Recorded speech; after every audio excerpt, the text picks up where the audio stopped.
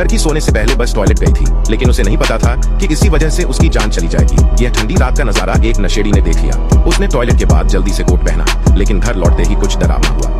अगले ही पल वह नशेड़ी लालची नजरों से लकड़ी का दरवाजा खोलकर अंदर आया। इससे भी भयानक बात यह थी कि उसने अपने नशे में धुत दोस्तों को बुला लिया। ये लोग कंस्ट्रक्शन साइट के सिक्योरिटी गार्ड थे, जो रात को अक्सर शराब पीते थे। नशे के जोश में वह बिस्तर पर बैठ गया और छोटे जोड़े को ताने मारने लगा। पीछे खड़े उसके साथियों ने रोकने की बजाय हंसी मजाक शुरू कर दिया।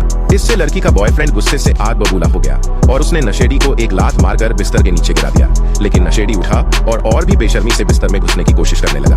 बॉयफ्रेंड नहीं चाहता था कि बात ज्यादा बिगड़े, तो उसने दरवाजा बंद कर दिया। मगर अगले ही पल नशेड़ी फिर अंदर घुस आया। उसके साथ ही साफ तौर पर उसका पक्ष ले रहे थे, क्योंकि लड़की एक भारतीय मूल की थी।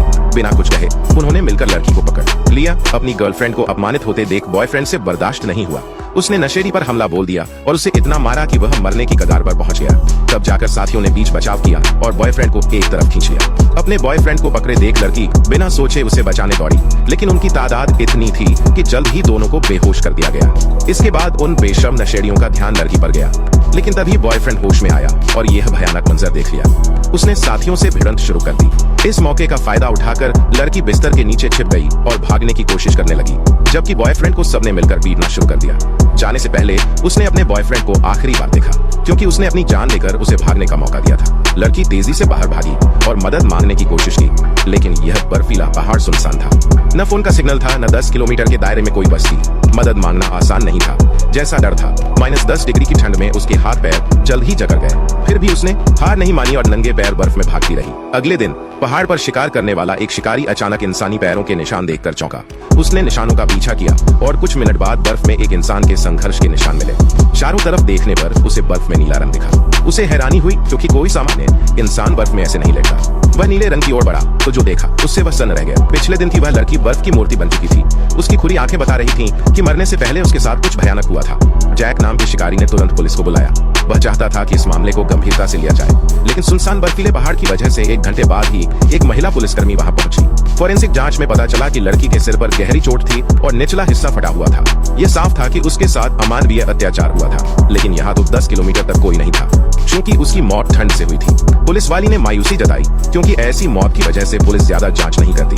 लड़की को इंसाफ दिलाने के लिए जैक ने पुलिस वाली अन्ना के साथ खुद मामले को सुलझाने का फैसला किया। सबसे पहले वे लड़की के घर गए। वहां उसके भारतीय पिता को बेटी की मौत की खबर दी, लेकिन वह ठंडा रहा, जबकि मां दुख में कमरे में खुद को नुकसान पहुंचा रही थी। पिता का ठंडापन परिवार के प्रति नहीं, बल्कि सरकार के मूल निवासियों के प्रति रवैये से था। अन्ना ने ठान लिया कि वह इंसाफ दिलाएगी। फिर वे लड़की के भाई के घर गए। दरवाजा भाई ने नहीं, बल्कि एक गुंडे ने खोला। जब उसे पता चला कि वे पुलिस वाले हैं, उसने उन पर हमला कर दिया और उनकी आंखों में पेपर स्प्रे डाल दिया। तभी जैक ने पीछे से उसे पकड़ लिया और दोनों गुंडों को धराशायी कर दिया। अन्ना ने आंखों की जलन सहते हुए घर में घुसकर देखा कि वह जगह कचरे के ढेर जैसी थी और बदबू से भरी थी। अचानक एक और गुंडा बाहर निकला। गोलीबारी के बाद वह मारा गया। भाई ने बताया कि उसकी बहन का बॉयफ्रेंड खदान में काम करता था और शायद कुछ जानता हो। आगे जांच करने से पहले उन्हें पास में स्लेज के निशान मिले, जो सिर्फ ऊपर की ओर गए थे, नीचे नहीं। वे निशानों का पीछा करने लगे। जंगल में पहुंचते ही एक डरावना नजारा दिखा। एक पुरुष की लाश को पक्षी आधा खा चुके थे। जांच से पता चला कि वह लड़की का बॉयफ्रेंड था, जो खदान में काम करता था। दोनों को यकीन हो गया कि खदान में कोई गहरा राज छिपा है। उन्होंने ऊपर रिपोर्ट की और अगले दिन बड़ी टीम लेकर पहाड़ पर गए। अन्ना ने दरवाजा खोलने को कहा, तभी उन पर हमला हुआ। खदान वालों की तादाद ज्यादा थी और जल्द ही पुलिस टीम में सिर्फ अन्ना बची। स्नाइपर जैक ने बचे हुए गुंडों को निशाना बनाया और हालात संभाले। घर में बचे 2 लोग जैक को ढूंढने की कोशिश कर रहे थे, लेकिन अगले ही पल स्नाइपर की गोली से उड़ गए। यह देखकर दाढ़ी वाला शख्स डर से कांपने लगा। वही इस सब का गुनहगार था। कुछ दिन पहले उसने लड़की को मारा था, जिसके बाद पुलिस वहां पहुंची। उसने खिड़की तोड़कर जंगल की ओर भागने की कोशिश की। यह सब कार के नीचे छिपी अन्ना ने देखा।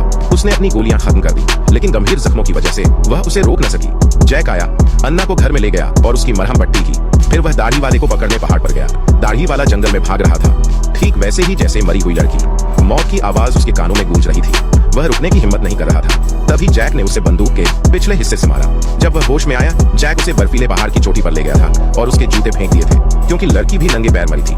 जैक ने उससे सच बताने को कहा ताकि उसे छोड़ दे। जान बचाने के लिए उसने कबूल किया कि उसने नशे में लड़की को सताया था। सच सामने आने के बाद जैक ने वादे के मुताबिक उसके कान के पास गोली चलाई और उसे नंगे पैर भागने दिया। दाढ़ी वाला सोच रहा था कि वह बच गया, लेकिन 100 मीटर भी नहीं भागा कि ठंड से उसकी सांसें रुक गईं और फेफड़े जमने से वह मर गया। उसे सजा मिलते देख जैक बिना पीछे देखे पहाड़ से उतर गया। अंत में जैक अस्पताल में अन्ना से मिलने गया। सौभाग्य से अन्ना की कमर में गोली लगी थी और वह जल्द ठीक हो जाएगी। जब उसे पता चला कि हत्यारे को सजा मिल गई, उसकी आंखों में खुशी के आंसू आ गए। इसके साथ ही कहानी खत्म हुई।